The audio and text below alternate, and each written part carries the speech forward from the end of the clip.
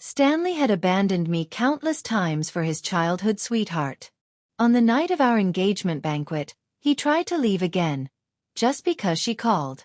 For the first time, I grasped his hand, my voice trembling with desperation. "Can't you stay? At least until the ceremony is over?" The grand hall was filled with friends and family, eagerly waiting for us to step onto the stage. Dressed in an immaculate white suit, Stanley looked striking as ever. But there was no trace of joy or excitement in his expression, only impatience and concern for another woman. He let out a frustrated sigh and loosened his tie. "Gil, Tina is unwell. I need to check on her. You know she's always had a fragile constitution." "A weak constitution?" Tina, who was lively and always had a healthy appetite, was supposedly sick every other day? The excuse was absurd. And yet, it worked on Stanley every single time. I held on to him stubbornly, unwilling to let go. But how can you hold on to someone who is determined to leave? "Be good, wait for me," he coaxed. "I promise I'll make it up to you in the future." With that, he pulled his hand free and walked away. Like always, he dangled a promise to keep me pacified. But what he didn't know was that this time, there would be no future. I lost my memory that night. I had chased after Stanley, desperate and heartbroken. But before I could reach him, a speeding car hit me. When I woke up in the hospital, I could remember everyone. Everyone except him. The first thing I saw upon waking was the sterile white ceiling of the hospital room. My body ached all over, wrapped in layers of bandages. The doctor assured me my injuries were mostly superficial. Nothing life-threatening. My parents were by my side, their faces streaked with tears. "That boy is unbelievable," my father fumed. "Running away like that in front of everyone. How could he leave you to suffer alone?" "Thank goodness it wasn't worse," my mother murmured. "Or else we would never forgive him." I blinked at them in confusion. "Stanley? Who is he?" Before I could process their shock, another couple entered the room. My parents' close friends, Uncle Smith and Aunt Smith. The moment Aunt Smith saw me, she burst into tears. "Gil, I'm so sorry. This is my fault for not raising my son better. If only I had taught him properly, he wouldn't have humiliated you like this." Uncle Smith patted my hand. "Don't worry. I'll give Stanley a good talking to. He won't get away with this." "Stanley." Again. They kept saying his name, as if he were the reason for my pain. But who was he? Why did I have no memory of him at all? My silence made everyone anxious. My parents kept asking if I was in pain, if I needed anything, if I felt unwell. Aunt Smith continued to berate Stanley furiously. I turned to her, confused. "Who is this Stanley you keep talking about?" The room fell into stunned silence. My mother panicked and immediately called the doctor back in. After another examination, the diagnosis was clear. Temporary amnesia caused by head trauma. I stared at them, unbothered. Amnesia? But why did I remember everyone else except him? Maybe because he wasn't important. Stanley showed up on my second day in the hospital. He was dragged in by his guilt-ridden parents. To give us privacy, my mother and Aunt Smith excused themselves. Stanley strolled in reluctantly. His eyes swept over me, lying in bed, wrapped in bandages. Instead of concern, his lips curled into a smirk. "Gil, what ridiculous act are you pulling this time?" he scoffed. "Did you really think making yourself look pitiful would make me stay? Amnesia? Seriously? You're better at scheming than I thought." I stared at him. He was undeniably handsome. His sharp features could rival a movie star's. But his words were poison. His voice dripped with mockery. "You really should have been an actress. No wonder Tina says you're manipulative." I used to think she was exaggerating, but now I see it's true. "Tina again. Do you even realize she's in the hospital too?" he continued. "When she heard about your accident, she had a heart attack from the stress. She's in the ICU right now. Her condition is far worse than yours, and she needs me more. Ah. So she meant more to him than I ever did. That worked perfectly. Because he meant nothing to me. Otherwise, why would I have forgotten him? Then go take care of her, I said lightly. Stanley froze. What? I said, if she needs you so badly, go take care of her. My parents are here. I don't need anyone else. His brows furrowed. Anyone else? He repeated, as if the words were foreign to him. Then he sneered. Gil, I've had enough of your games. Being angry is one thing, but this is just childish. I tilted my head. Strange. Why was he acting as if my words were unexpected? We weren't engaged, right? At least, that's what my parents said. He left before the ceremony even began. So, what was there to break off? I had no memory of him. To me, we were strangers. His expression darkened. He scrutinized me, searching for a lie. But I had nothing to hide. I met his gaze, unwavering. Eventually, he sighed in defeat. His voice softened. Darling, I know I made a mistake. I shouldn't have left you that night. I regret it. I also know that you faked amnesia just to make me feel guilty and regretful. But what choice do I have? Tina has no one else but me. Her health is fragile, and if something happens to her, who will take care of her? Do you really expect me to ignore someone's life just for the sake of our engagement ceremony? If tragedy struck, if a life was lost between us, do you think we could ever be happy together in the future? Listening to Stanley's self-righteous words, I could only find it laughable. Even though I lost my memories of him and what we had, I still find him utterly contemptible. He truly knows how to paint himself in a noble light. Afraid that canceling an engagement ceremony would cost a life? Since when did he become a doctor? Will Tina's illness miraculously disappear if he stays by her side? Can't he call for emergency help? Is he somehow more effective than an ambulance? Stanley, oblivious to my change in attitude, assumed he had convinced me. He continued his act, his voice dripping with false affection. Darling, I know you're not selfish. You'll forgive me this time, won't you? Once you're better, we'll have another engagement ceremony, even grander than before. Okay. His words made me nauseous. Another engagement ceremony? How delusional was he to think I would agree? I shook my head. No. That's not happening. I had no desire to continue entangling myself with a man whose judgment was so clouded. Stanley froze. What did you say? I met his gaze and spoke clearly. I said no. I don't know you, and I don't want to be engaged to you. His expression darkened as he took a step back, disappointment evident in his eyes. Gil, I always believed you were a kind and understanding person. That's why I chose to be with you. But I never imagined you'd be so petty and resentful. What's with your hostility toward Tina? She's been sick since childhood, and I've always had to take care of her. You knew this from the start, didn't you? Damn. So he'd always had this attitude? Then why had I put up with it for so long? If my hand wasn't hurting, I would have slapped my past self for being so blind. Stanley shook his head and muttered as if talking to himself. Gil, whether you're faking amnesia or using the car accident as an excuse, it doesn't matter. I can't abandon Tina. He turned toward the door. I'm leaving. Tina could need me at any moment. When you've calmed down and stopped being so stubborn, I'll come back for you. With that, he walked out. Moments later, I could hear his parents arguing with him outside. Aunt Smith and the others wanted him to stay and take care of me, but he refused. He insisted on being with Tina. I pulled the blanket over my head, blocking out their voices. If my leg weren't injured, I would have gone out and told Aunt Smith myself. Let him go. I don't need his care.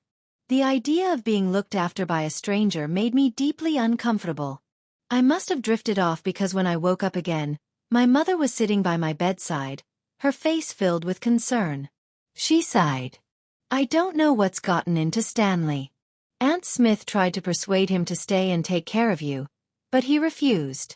Instead, he insisted on rushing off to that illegitimate child of the Jones family. Illegitimate child?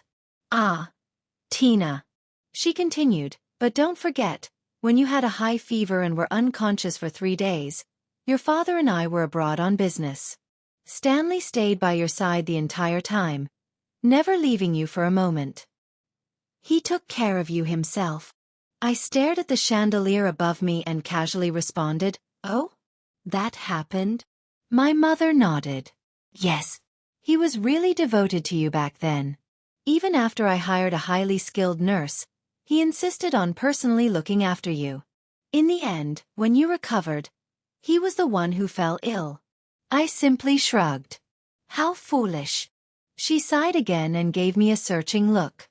Gil, have you really forgotten everything about Stanley? You don't remember him at all?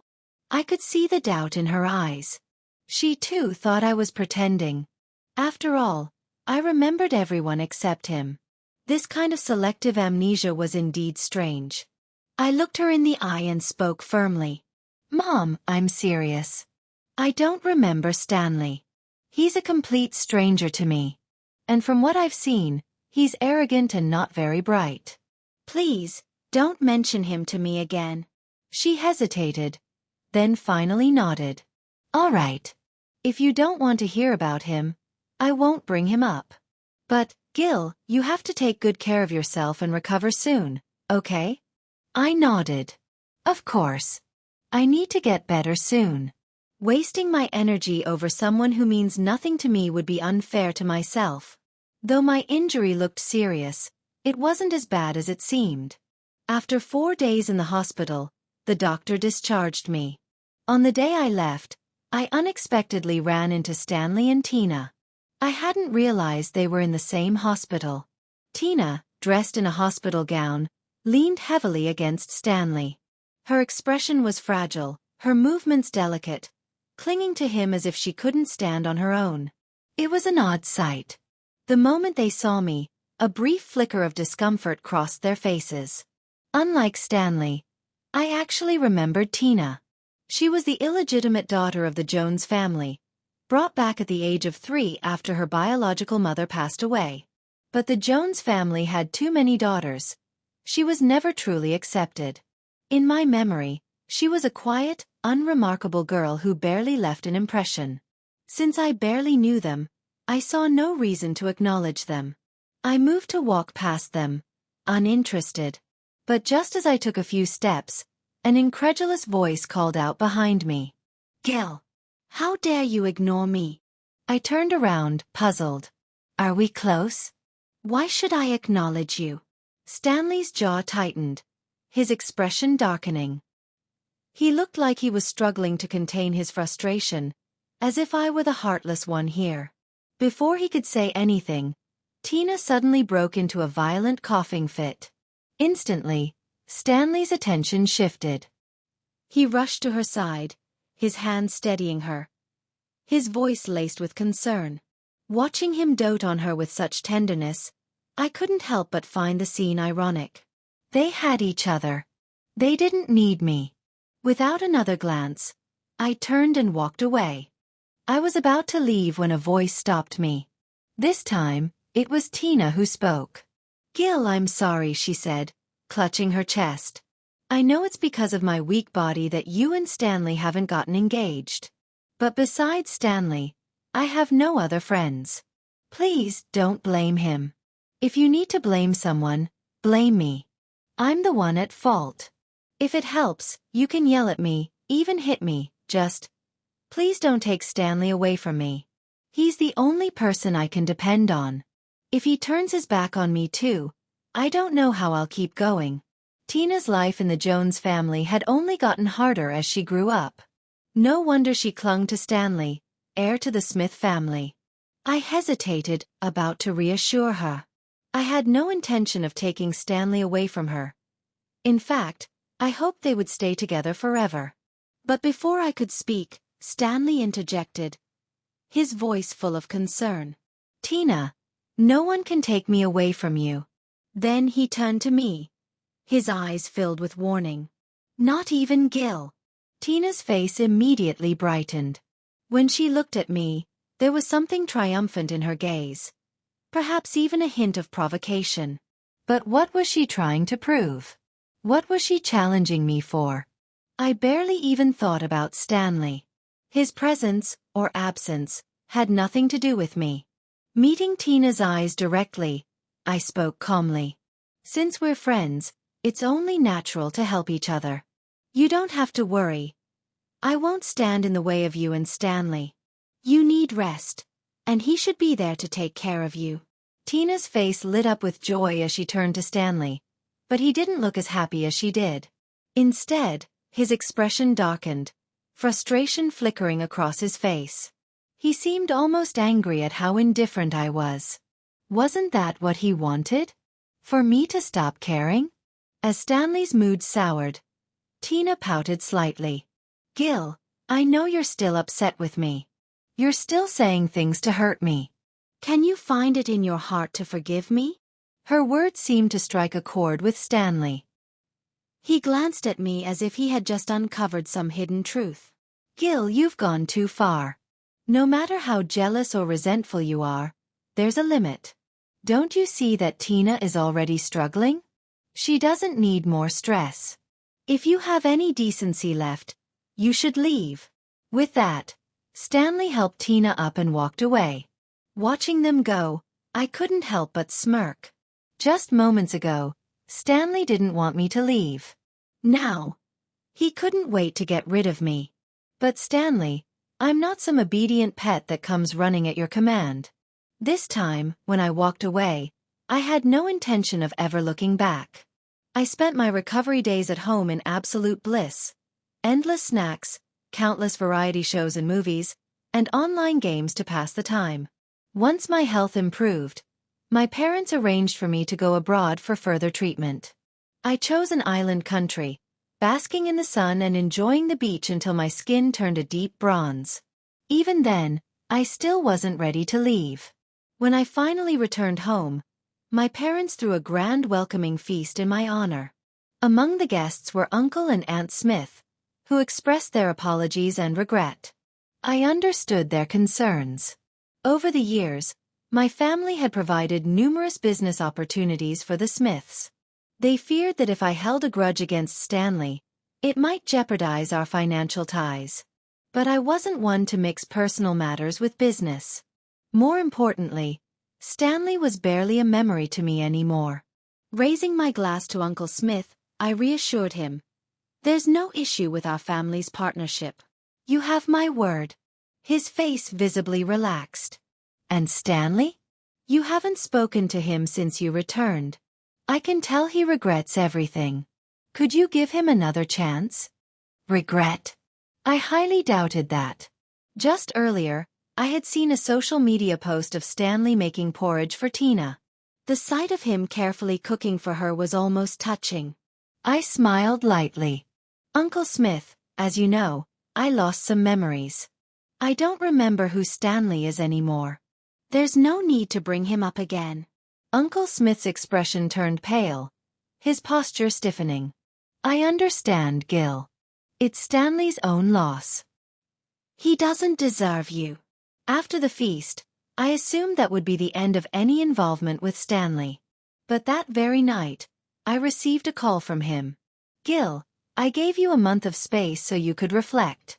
But is this really how you're going to act? His voice was sharp, accusatory. What was that nonsense you told my parents today? You're just mad that I didn't show up to your feast, aren't you? Tina suddenly had a stomachache and wanted porridge, so I had to take care of her. Her health is fragile, you know that. Can you stop being so petty? Call my parents now and explain yourself. If you really plan to cut me off, don't expect me to ever speak to you again. Never speak to me again? I almost laughed. Then don't, I said flatly. Gil, are you serious? I cut him off mid-sentence. I don't have time for this, Stanley. Why did he think he could dictate my life? Why was he so sure I cared? Without hesitation, I blocked his number. I didn't need his name polluting my contact list any longer. After returning home, I didn't rush to rejoin the family business. My parents, still shaken from my recent accident, insisted I rest a little longer. Bored out of my mind, I grabbed my phone and called my best friend. Lucy arrived almost instantly, pulling up in her flashy Lamborghini. She smirked at me. "Well, Gil, I see you've really moved on from Stanley if you're finally reaching out to me." I frowned. "What do you mean?" Lucy laughed. "You really forgot, huh?" As she explained, I finally learned the truth. Ever since I started dating Stanley, he had decided that my old friends weren't ambitious enough for me. He had convinced me to cut them out of my life. 3 years. 3 years without them. Hearing that, I was stunned. Had I been under some kind of spell? Not ambitious enough? Lucy and our friends all came from wealthy families, and every single one of them was actively involved in their own businesses. What a joke. Seeing my reaction, Lucy patted my shoulder. "It's good you forgot. Honestly, I always knew you and Stanley wouldn't last. That illegitimate daughter from the Jones family knows she can't succeed on her own, so she clings to Stanley. Unfortunately, he falls for it, completely oblivious to boundaries.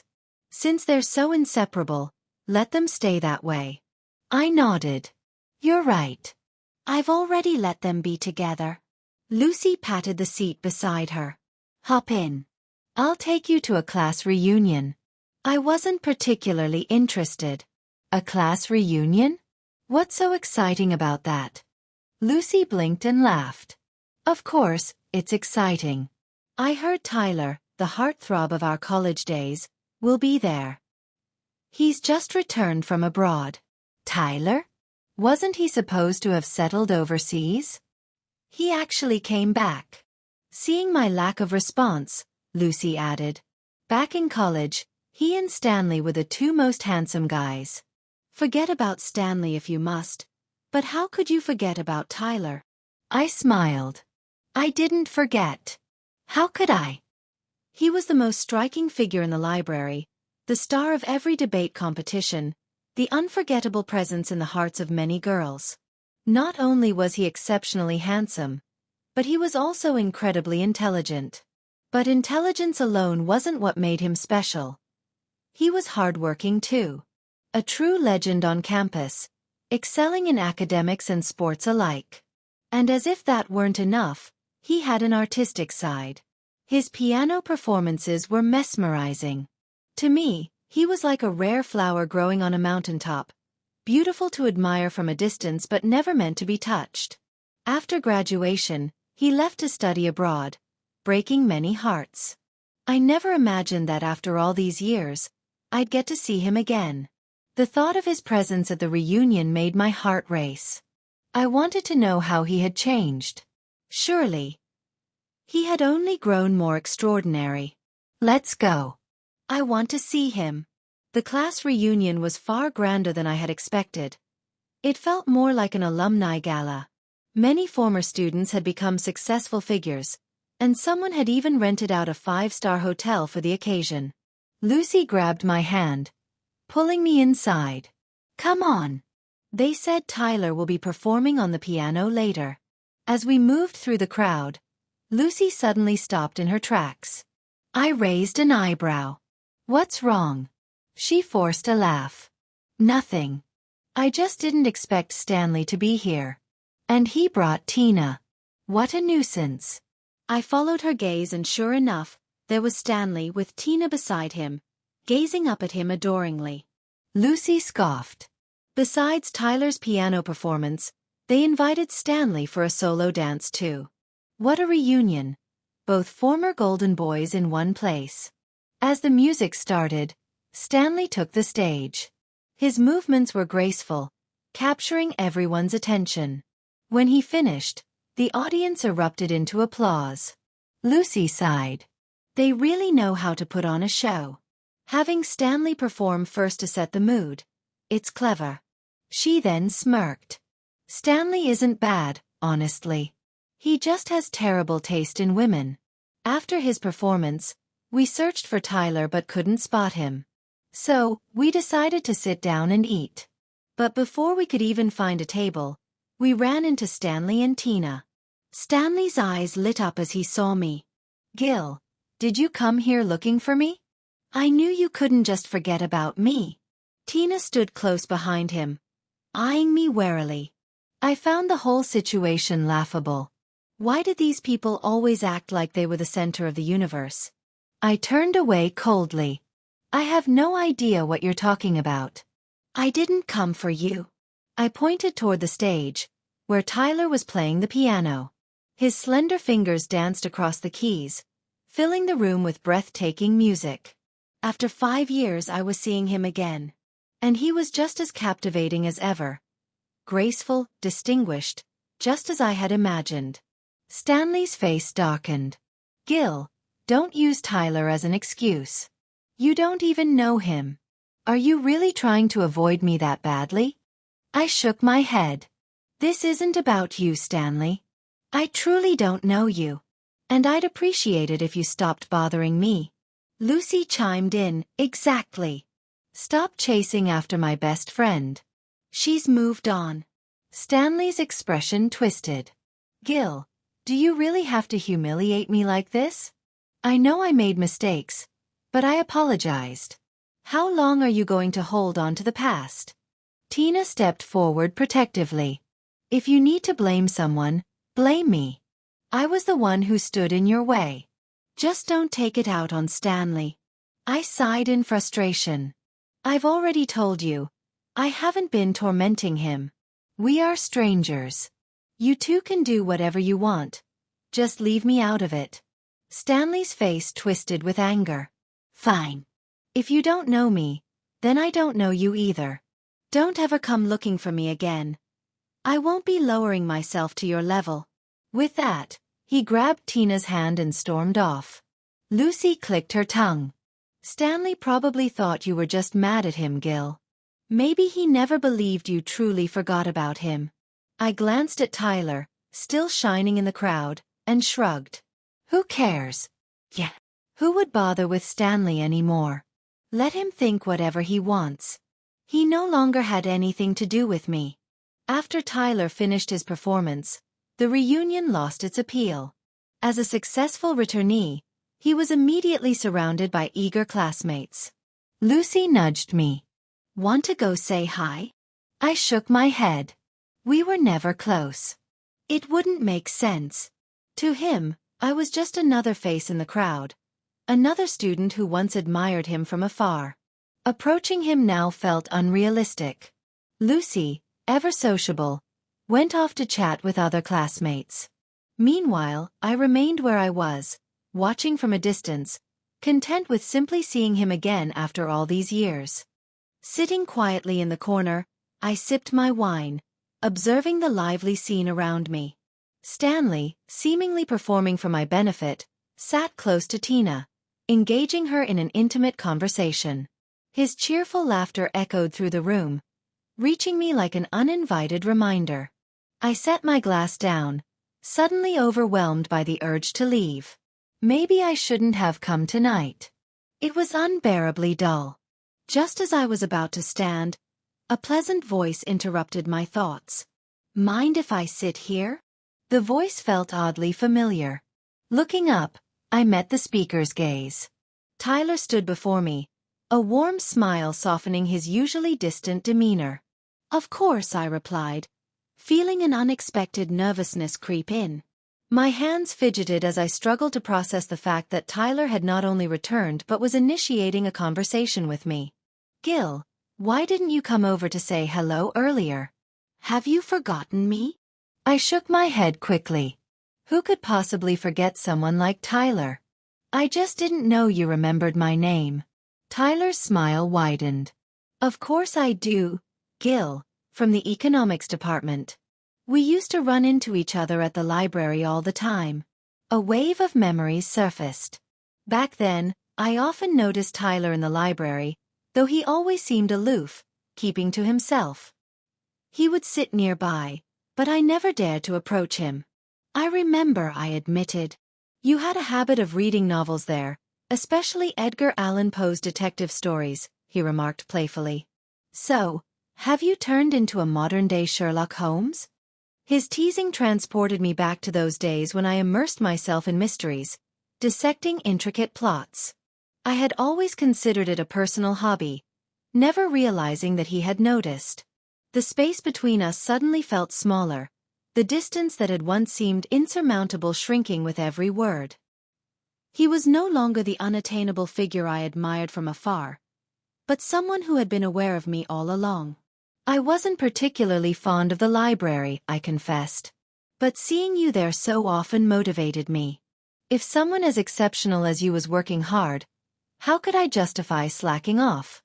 Tyler's eyes lit up with realization. Gil, really? That's funny.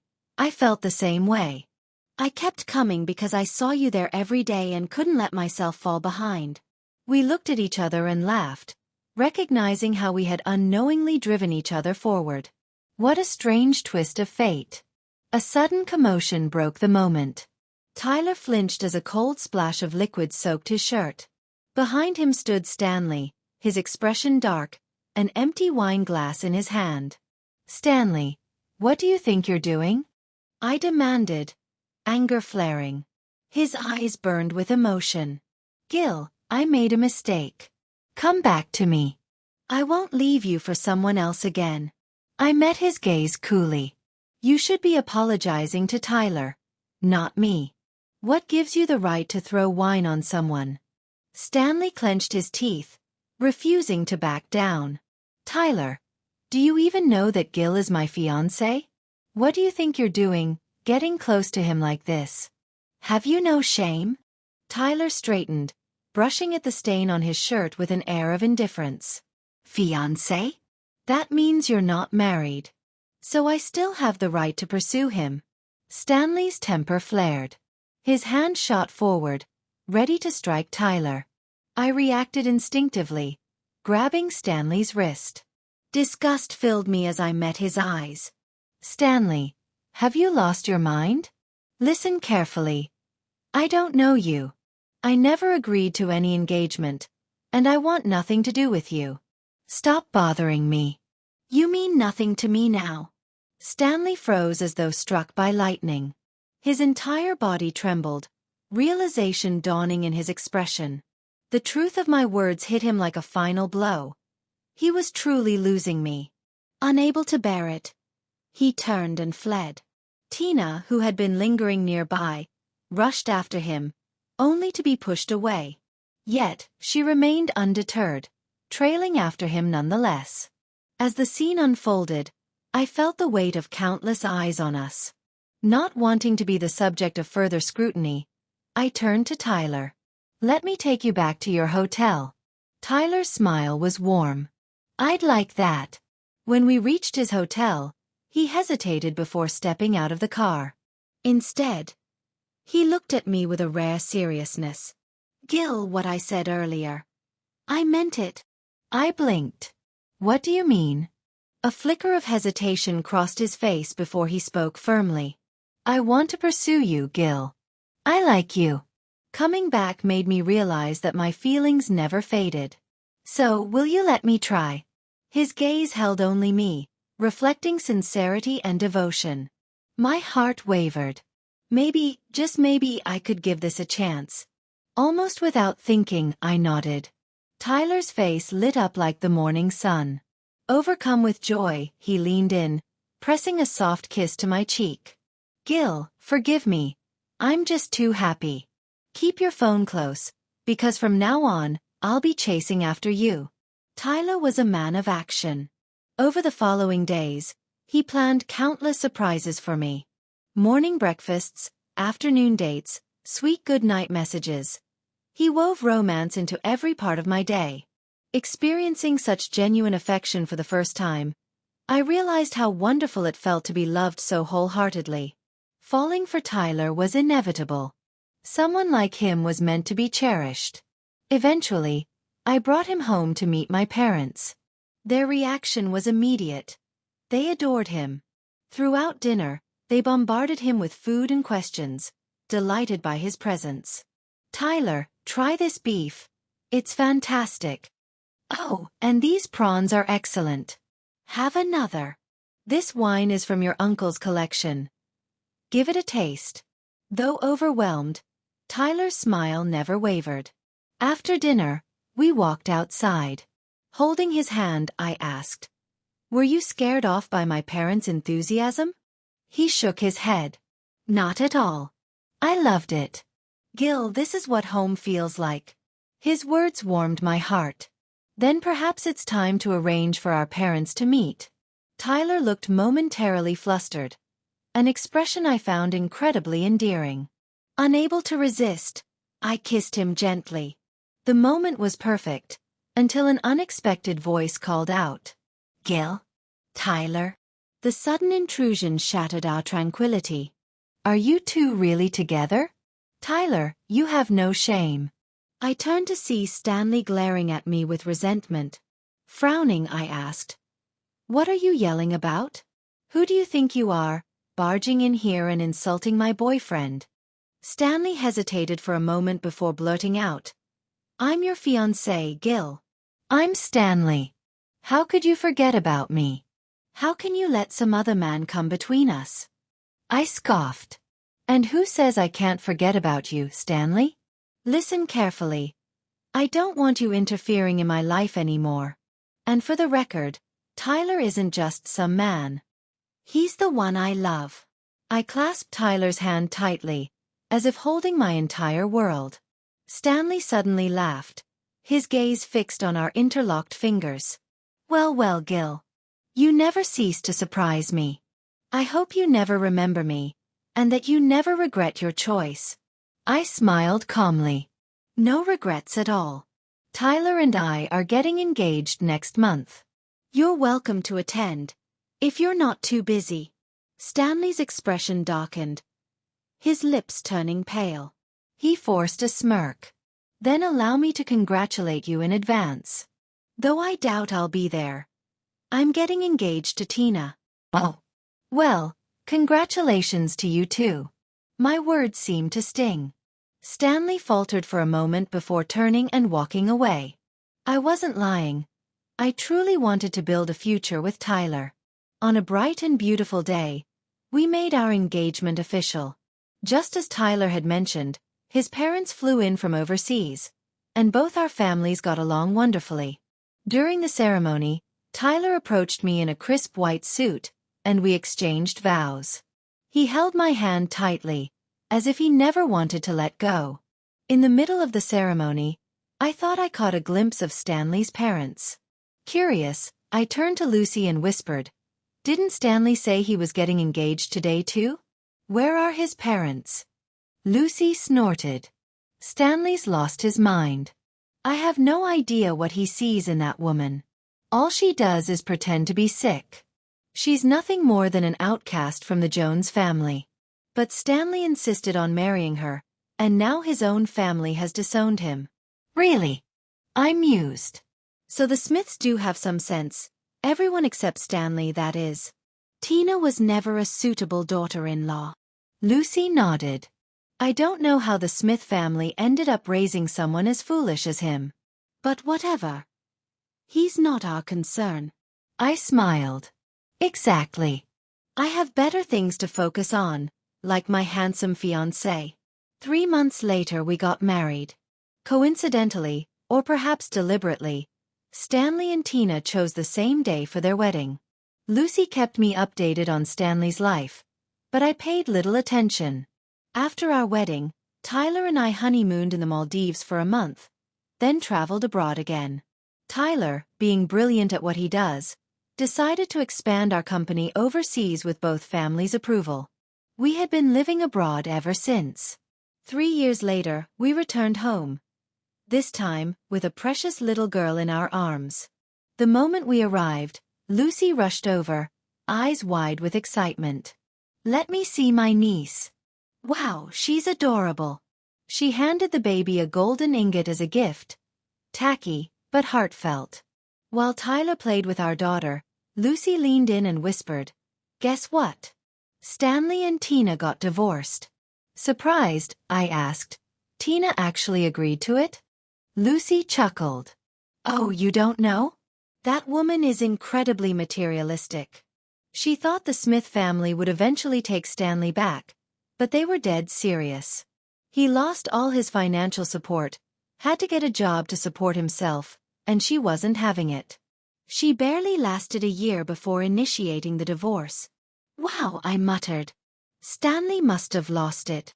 Oh, he did, Lucy said. When they finalized the divorce, he completely snapped. He got drunk, got behind the wheel, and crashed his car into Tina. I gasped. Did she survive? Barely. But she's permanently paralyzed. Can you imagine? She tried to climb the social ladder and ended up like this. Karma's a real thing. And what about Stanley? Lucy clicked her tongue. He was charged with intentional harm and DUI. Sentenced to 10 years in prison. The Smith family disowned him in disgrace. I shook my head. How did he end up like this? I guess it was his own choice, Lucy replied. And now he has to live with it. That night, after putting our daughter to sleep, I nestled into Tyler's embrace. He tensed slightly. Careful, our daughter's right there. I laughed. Relax. It's just a hug. He smiled. What were you and Lucy talking about earlier? I buried my face in his chest. Just about how lucky I am to have you, Tyler. Choosing you was the best decision I ever made. I can't imagine what my life would have been like if I'd chosen differently. Tyler pulled me closer and whispered, Wife, I feel the same way.